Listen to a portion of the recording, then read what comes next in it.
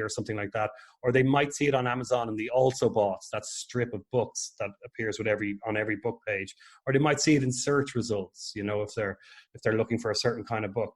And so usually that cover is just like an inch or two tall, so your cover design, I remember someone saying, I think it might have been Seth Godin, saying that ebook cover design is more like designing a thumbnail for an app than it is like when we think of like the big canvas for a traditionally printed, print book. It's a small little canvas that you have when you shrink it down to that size when, most people will be encountering it. So it has to be impactful. It has to be really obvious, I think that's a mistake we all made when I was starting anyway. We wanted to do things differently, and we wanted to break free from the shackles of, the conventions of genre cover design.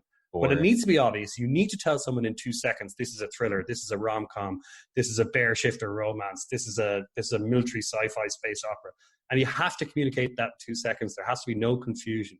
And I think as artists, we always want to break out of that and do something different and color outside the lines. But in this case, you really need to color inside the lines and then dazzle people with your sex scenes and your huge battles and your twists and your characters. That's where your originality should be channeled towards, if you like. Some people are saying the words on the cover, the font, the way the words are presented is more important than the art part.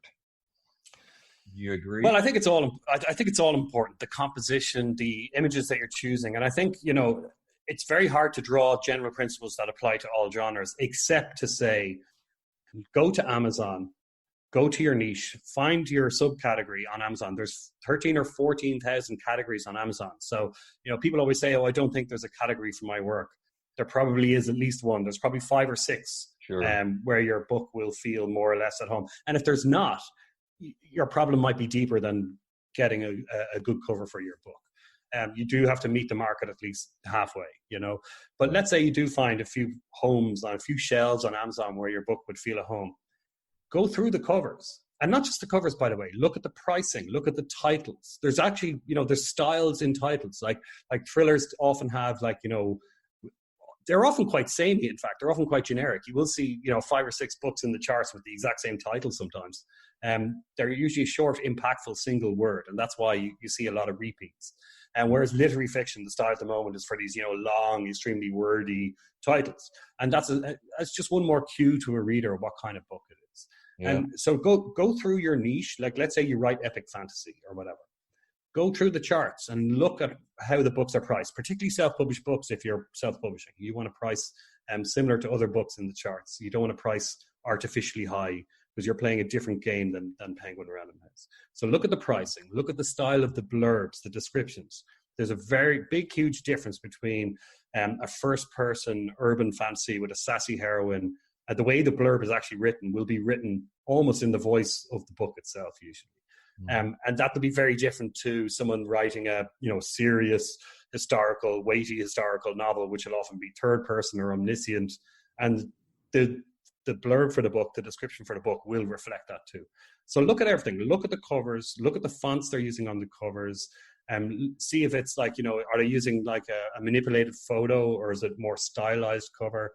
And it will vary a lot from genre to genre and niche to niche. So the best thing that you can do is spend a good deal of time on Amazon, look around your categories for your book, and try and draw out what elements are common in all of the packaging, all of the presentation for the book, and then make it look like that. Don't slavishly copy anyone, but don't veer too far from what are commonalities in the genre. Like if you're writing rom-com and all the covers are cartoonish blondes weighed down with shopping bags, I would not veer too far from that.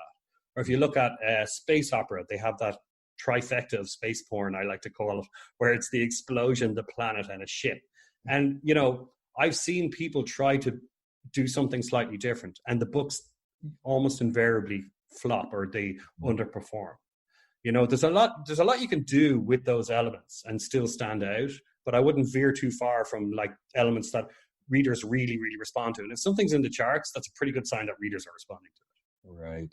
You also mentioned metadata as one of the things that you had to address differently in this edition. Can you explain what that is? Yeah, so metadata can be a scary sounding word to anyone who's not, used to working with the more technical side of publishing. But all it means is little pieces of information, little pieces of data which are attached to your book. To give you a very obvious example, price is a piece of metadata. The author name is a piece of metadata. And the title of the book is a piece of metadata. But the two that authors really need to focus on at the start, at least, are keywords and categories. And the advice on that actually changed quite a lot since the last edition came out a couple of years ago, because Amazon allows you to pick two categories for your book, basically two shelves for your book when you're publishing it. But these days, you can actually add up to, I think Amazon permit a maximum of 10, although in practice, it's not very hard limit. Sometimes you'll see books in 11 or 12 categories. But Amazon officially says you can have up to 10 categories for your book. And it is important to put your book on as many shelves as possible, as long as it's a good fit for your book. Don't put it on a shelf where your book is not a good fit. But if you do that, then you're going to get more visibility. It's just like in a bookstore where if you were just in one part of the bookstore, you're only going to get seen by a certain amount of people. But if you're in all sorts of different parts of the bookstore, then you're going to get seen by lots more people. And it's the same on Amazon, because you can be on multiple shelves at once.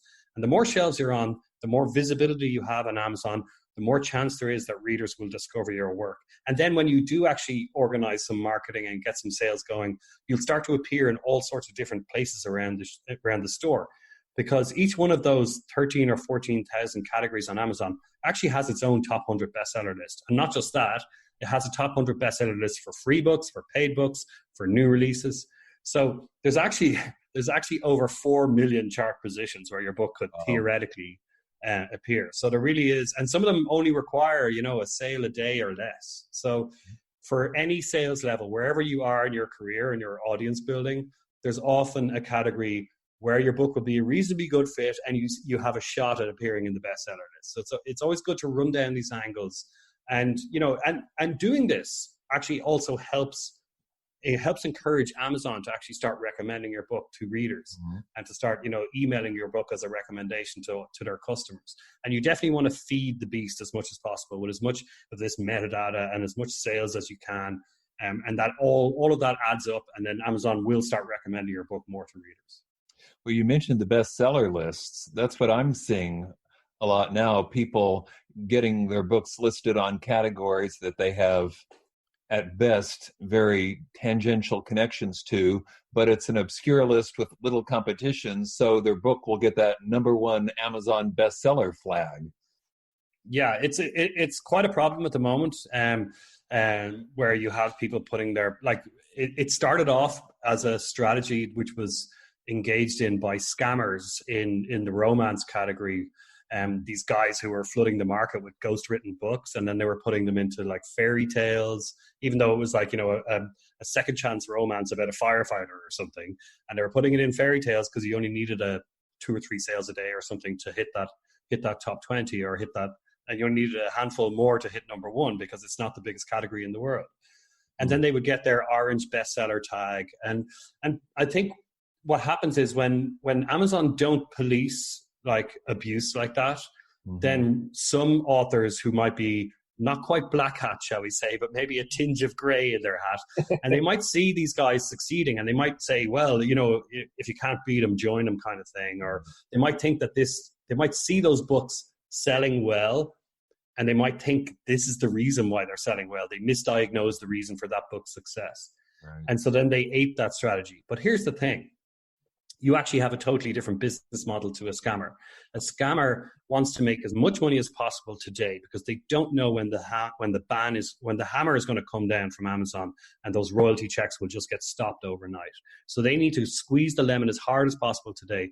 They have no interest in building sustainable readership. They have no interest in training Amazon who their reader is and who their book should be recommended to. They just need to grab all the dollars they can today before the party comes to an end. So it's a very bad idea to copy, even ethics aside, which is always my favorite caveat. Yeah. Ethics aside, it's a very bad idea to engage in these kind of things because they will hurt you long term.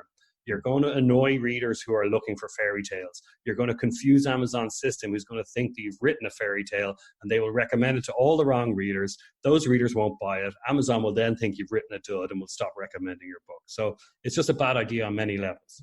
I think that's great advice. David, thanks for being on the podcast. Thank you very much, Bill.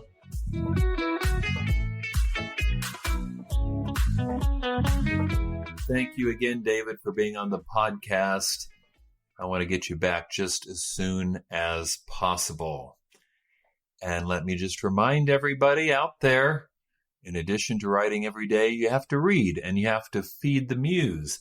And I can't think of anything better to read than my newest book, Judge and Jury, the 5th Daniel Pike book.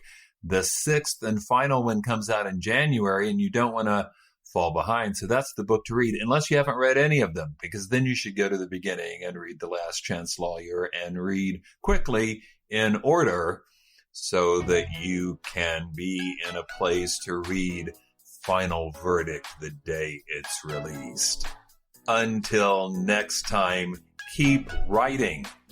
And remember, you cannot fail if you refuse to quit.